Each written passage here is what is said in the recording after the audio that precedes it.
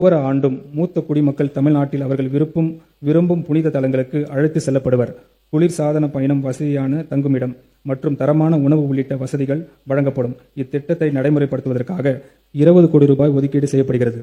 இதுக்கு முன்னாடிலாம் கவர்மெண்ட்ஸ் மூத்த குடிமக்களுக்கு ஆன்மீக சுற்றுலா இலவசமாக அறுபடை வீடுகள், அம்மன் கோயில் அப்படின்லாம் கூட்டிகிட்டு போயிட்டு வந்துட்டு இருந்தாங்க. திண்டுக்கல் மாவட்டம் பழனியில் இருந்து அரசு சார்பில் முருகனின் அறுபடை வீடுகளுக்கு ஆன்மீக சுற்றுலா ஏற்பாடு செய்யப்பட்டது. ஆடி மாத அம்மன் திருக்கோயில் ஆன்மீக பயணத்தில் பங்கேற்க விரும்பும் மூத்த குடிமக்கள் விண்ணப்பித்து பயன்பெறலாம் என. ஆனால் இப்போ இருக்க கவர்மெண்ட் அப்படி கிடையாது. நீங்கள் விருப்பப்படுற இடத்துக்கு போய்க்கலாம். அதுவும் குளிர்சாதன பேருந்துகள், தரமான உணவு, தங்குமிடம், இந்த எல்லா வசதியும் அரசு ஏற்பாடு பண்ணி தரும் அப்படிங்கிற மாதிரி ஒரு திட்டம் அறிவிச்சிருக்காங்க. அதுக்கு பார்த்தீங்கன்னா 20 கோடி ரூபா அலாட் பண்ணியிருக்காங்க. வருஷத்துக்கு 2.5 லட்சம் பேர் பலனடைவாங்களாம். அதாவது ஒரு நபருக்கு ஒரு 800 ரூபா வருது. தாராளமாக ஆல் இண்டியா டூர் போயிட்டு வரலான்னு நினைக்கிறேன்.